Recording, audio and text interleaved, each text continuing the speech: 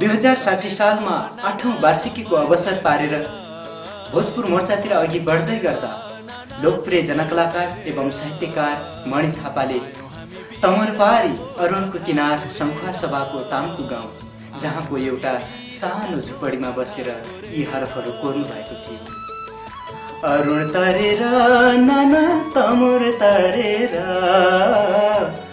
आयौं हामी वीरताको गाथा कोरेर। अत्यन्तै चर्चित र लोकप्रिय यस गीतमा वर्ग सङ्घर्षका पीडा र विजयका भावहरू यति मार्मिक ढङ्गले अभिव्यक्त भएका छन् जसले हाम्रा मनहरूलाई तानिरहन्छ, सबै तानिरहन्छ।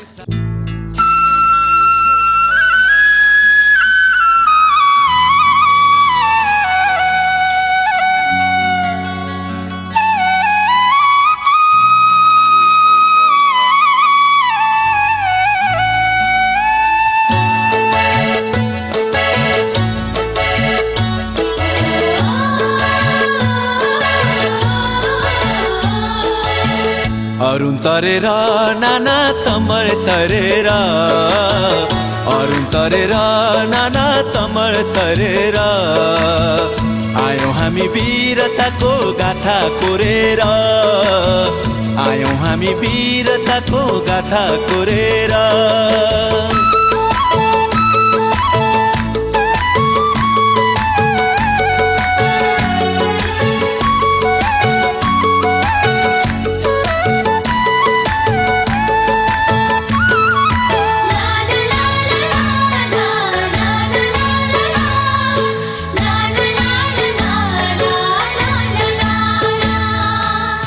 कति साथी शहीद भए तमटिरैमा, कति साथी अपाङ्ग छन् लडी भिरैमा।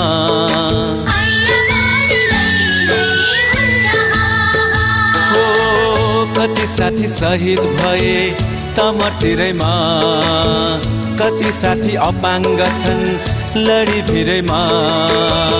रगतको छिर्काहरूले बाटो रङ्गेको छ, अलैँचीको पातहरूमा रगत बगेको छ, अलैँचीको पातहरूमा रगत बगेको छ। अरुण तरेर नाना तमर तरेर अरुण तरेर नाना तमर तरेर आयौं हामी वीरताको गाथा कोरेर आयौं हामी वीरताको गाथा कोरेर।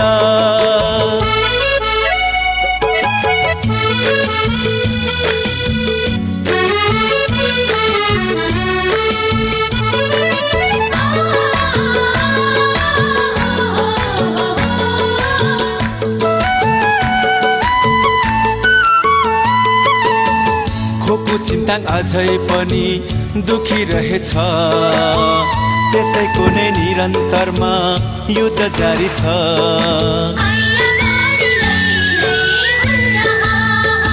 हो खोको चिन्ताङ अझै पनि दुखी रहेछ, त्यसैको नै निरन्तरमा युद्ध जारी छ।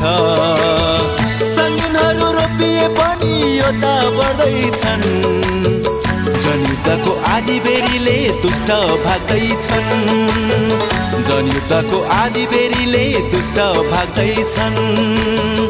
अरुण तरेर नाना तमर तरेर अरुण तरेर नाना तमर तरेर आयौं हामी वीरताको गाथा कोरेर आयौं हामी वीरताको गाथा कोरेर।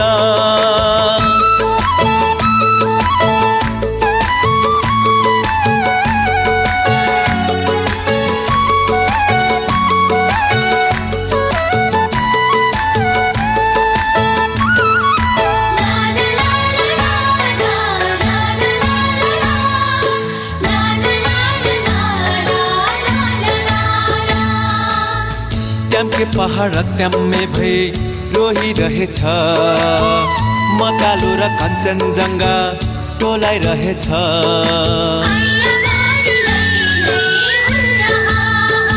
हो ट्याम्के पहाड ट्याम्मे भई रोइरहेछ, मकालो र कञ्चनजङ्घा डोलाइरहेछ गाउँ गाउँमा लाल सेनाको भर्ती खुलेको छ लाल किला बनाउँदै अरू नबगेको छ लाल किला बनाउँदै अरू नबगेको छ अरुण तरेर नाना तमर तरेर अरुण तरेर नाना तमर तरेर आयौं हामी वीरताको गाथा कोरेर आयौं हामी वीरताको गाथा कोरेर आयौं हामी वीरताको गाथा कोरेर